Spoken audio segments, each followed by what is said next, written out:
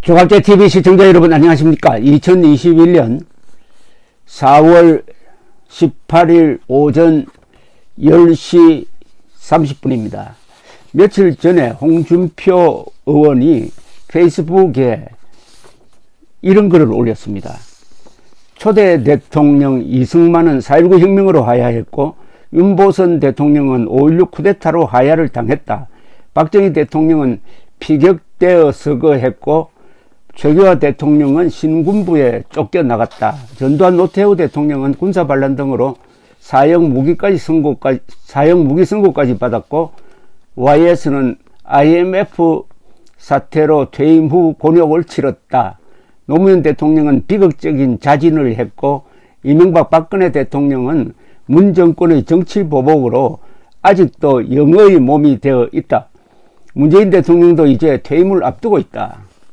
이렇듯이 대한민국 대통령 잔혹사는 끊임없이 계속되고 있는데 다음 정권에도 그런 일이 일어나지 않는다는 보장이 있을까? 이런 불행한 최후를 맞는 대한민국 대통령을 하겠다고 오늘 또 열심히 뛰는 사람들은 자신만은 예외가 될 수 있다고 믿어서일까? 역대 대통령 중 행복한 노후를 보낸 분은 DJ밖에 없었다. 글쎄요, DJ가 행복한 노후를 보냈다고 저는 보지 않습니다만 일단 형사처벌은 면한 거죠.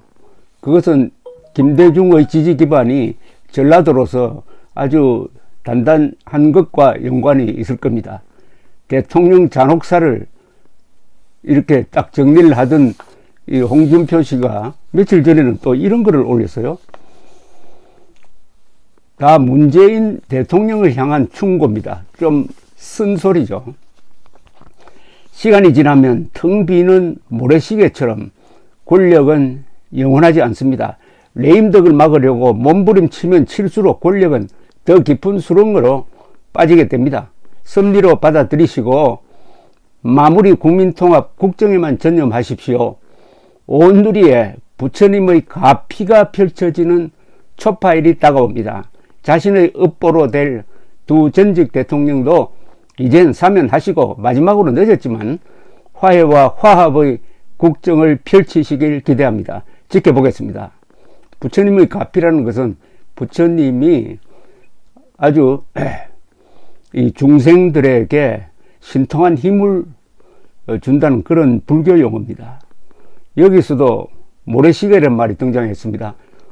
홍준표 씨가 모래시계란 드라마의 주인공이 모델로 알려져 있는데 모래시계는 시간이 가면은 모래가 쭉 빠져가지고 권력이 약화되는 걸 상징적으로 이야기를 했는데 어제는 조금 더 또 직설적으로 문재인 대통령을 겨냥하는 글을 올렸습니다. 2003년 4월 노무현 대통령 초기 대북 송금 사건을 수사하면서 박지원만 구속하고 사실상 송금을 지시한 DJ는 조사조차 하지 않았습니다. 그 당시 문재인 민정수석은 그것을 대통령의 통치 행위로 판단했기 때문이었을 겁니다. 대통령의 통치 행위는 위법 여부를 떠나 사법심사의 대상이 안 되는 것이 판례였고 법적 상식이었기 때문에 DJ는 대북 송금 사건에서 조사도 받지 않고 처벌도 받지 않았습니다. 그런데 문재인 대통령은 대부분 통치 행위였던 박근혜 전 대통령을 검찰을 이용하여 여론몰이로 구속하고 나아가 또다시 검찰을 이용하여 이명박 전 대통령도 증거도 없이 구속했습니다.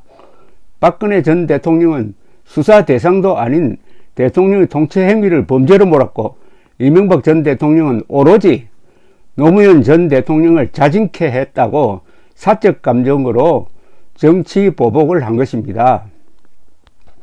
제가 두 전직 대통령의 사건은 정치 수사이고 정치 재판이었던 이유도 바로 거기에 있습니다.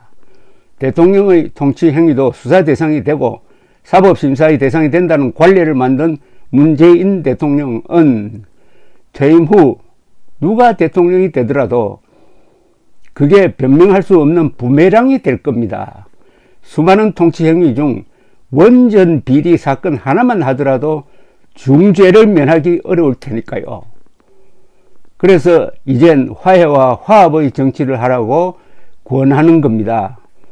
더 이상 감정으로 목리 부리지 마시고 두 전직 대통령을 사면하십시오. 그게 훗날을 위해서도 바람직할 겁니다. 훗날 문재인 당신 자신을 위해서도 빨리 가능하면은 4월 초파일을 계기로 해가지고 사면, 즉 석방하고 그동안 죄를 다 지우는 그런 행동을 하는 것이 훗날을 위해서 좋을 것이다. 훗날을 위해서 좋을 것이다. 이렇게 이야기하면서 수많은 통치 행위 중 원전 비리 하나만 하더라도 중죄를 면하기 어려울 것이다 라고 했습니다. 수많은 문재인 대통령이 저지른 수많은 헌법 파괴 행위, 국가 정체성 짓밟는 행위, 그리고 무엇보다도 역사 조작, 안보, 원전, 태양광, 산림 훼손, 그리고 4대강 보호 마구잡이로 개방하는 이런 등등 전방위에 걸친 헌법적, 법률적 범죄 행위 혐의 중에서 원전 비리 하나만 해도 중죄를만 할 수 없다고 하면은 다른 것까지 다 합치면 어떻게 되는 거죠? 원전 비리라는 게 감사원에 의해서 이제 조사가 되었으므로 이게 가장 쉬울 겁니다. 아마 수사를 하는 데는. 원전 비리라는 게 뭡니까? 문재인 대통령이 취임 직후에 한 달도 안 돼가지고 느닷없이 연설을 하면서 대한민국의 원자력 발전소는 세계에서 가장 효율적이고 가장 안전하다는 것이 증명이 되었고, 원전을 돌리면서 단 한 사람도 방사능 피폭을 받은 적이 없는데도 불구하고 후쿠시마 원전 사건과 갑자기 비교를 하더니 후쿠시마에서 1300명 이상이 죽었다라는 허위 정보에 근거를 해가지고 지금 탈원전 정책을 밀어붙이면서 우리가 지난 70년 동안 건설한 대표적 문명의 기구인 이 원전을 엉망진창으로 만들고 태양광 발전을 한다면서 이 경제성이 의심스러운 한다면서 산림을 그냥 훼손하고 있는, 또 그 과정에서 이권이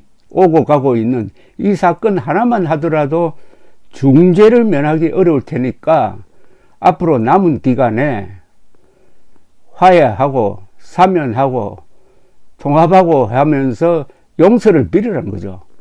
그러면은 훗날이라는 것은 퇴임한 이후에 당신의 수사하고 응징하는 데 있어서 하나의 정상 참작이 될 것이다 하는 충고입니다. 문제는 모래시계처럼 그럴 시간이 없다는 겁니다. 그런데 문재인 대통령이 하고 있는 그런 인사나 이런 걸 보면은 그럴 생각이 전혀 없는 것 같은데요. 전혀 없는 것 같아요. 아마 물러나고 나서도 김대중처럼 안전하게 지낼 수 있다는 착각 속에 헤매고 있고, 권력이라는 완장을 차면은 내일 물러나더라도 이 나라를 마음대로 끌고 갈 수 있다고 착각하는 겁니다. 그래서 권력이 마약입니다. 마약. 다 운명입니다. 문재인 대통령은 자신에게 주어진 운명을 어떻게 해석하고 어떻게 소화할지, 그것도 문재인의 운명입니다. 감사합니다.